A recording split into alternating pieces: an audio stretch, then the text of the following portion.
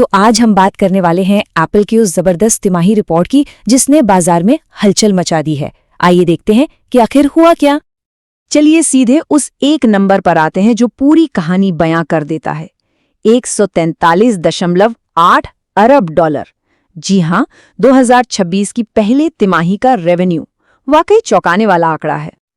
जी हाँ, ये कोई मामूली तिमाही नहीं थी। जैसे कि इसे कहा जा रहा है, ये एप्पल के लिए एक मॉन्स्टर क्वार्टर था, मतलब उम्मीद से कहीं ज्यादा बड़ा और बेहतर।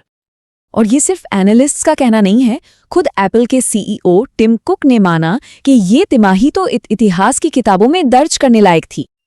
तो ठीक है, अब जरा और गहराई में चलते हैं और समझते हैं कि इन नतीजों को इतना शानदार क्या बनाता है। अब देखिए, जो साल दर साल उछाल है ना 16% का, एप्पल जैसी विशाल कंपनी के लिए ये कोई छोटी मोटी बात नहीं है। ये बहुत बड़ी उपलब्धि है जो दिखाती है कि कंपनी की रफ्तार कम नहीं हुई है। और कहानी सिर्फ रेवेन्यू पर खत्म नहीं होती। कंपनी ने कमाई के मामले में भी बाजार के अनुमानों को पीछे छोड़ दिया। और ये आंकड़ा देखिए, दुनिया भर में 2.5 अरब से ज्यादा एक्टिव डिवाइस। जरा सोचिए, दुनिया की कितनी बड़ी आबादी के हाथ में एप्पल का कोई ना कोई प्रोडक्ट है।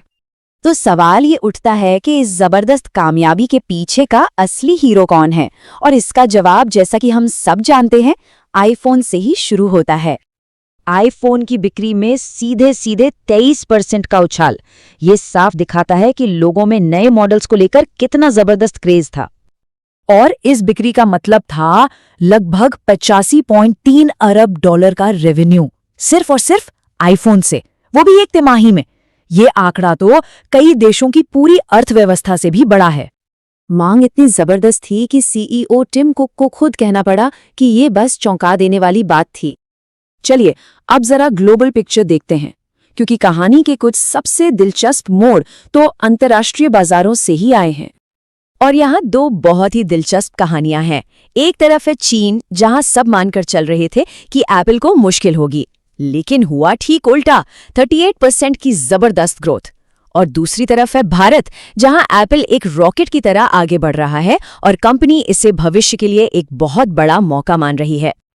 लेकिन देखिए, हर कहानी में कुछ उतार चढ़ाव तो होती ही हैं, तो पूरी तस्वीर समझने के लिए हमें उन हिस्सों पर भी नजर डालनी होगी जहां सब कुछ इतना अच्छा नहीं था। तो जैसा कि हम यहाँ देख सकते हैं, ये पूरी तरह से एक तरफा जीत नहीं थी। आईफोन और सर्विसेज में तो रिकॉर्ड बना दिए, लेकिन मैक और वियरेबल्स डिवीजन, मतलब एप्पल वॉच और एयरपॉड्स वगैरह में पिछले साल के मुकाबले थोड़ी सी गिरावट आई। तो सवाल है, ऐसा क्यों हुआ? रिपोर्ट में कुछ असली चुनौतियों का भी जिक्र है, जैसे कुछ बहुत पॉपुलर प्रोडक्ट्स जैसे एयरपॉड्स प्रो 3 की सप्लाई में कमी थी। साथ ही जो नए 3 नैनोमीटर चिप्स हैं, उनके प्रोडक्शन में भी दिक्कतें आ रही थी। तो इतनी ऐतिहासिक तिमाही के बाद सबसे बड़ा सवाल यही है कि अब आगे क्या, एप्पल का अगला बड़ा कदम क्या होने वाला है? और इसका जवाब हमें मिलता है आर्टिफिशियल इंटेलिजेंस यानी एआई की दुनिया में। लगता है एप्पल अब इस पर बड़ा दांव लगाने की तैयारी में है। और यहाँ एक बहुत बड़ी खबर है, एप्पल ने कंफर्म किया है कि वो गूगल के साथ मिलकर काम कर रहा है। किस लिए?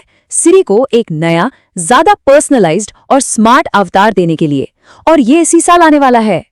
लेकिन एप्पल के लिए सबसे जरूरी ये है कि ये सब करते हुए लोगों की प्राइवेसी बनी रहे।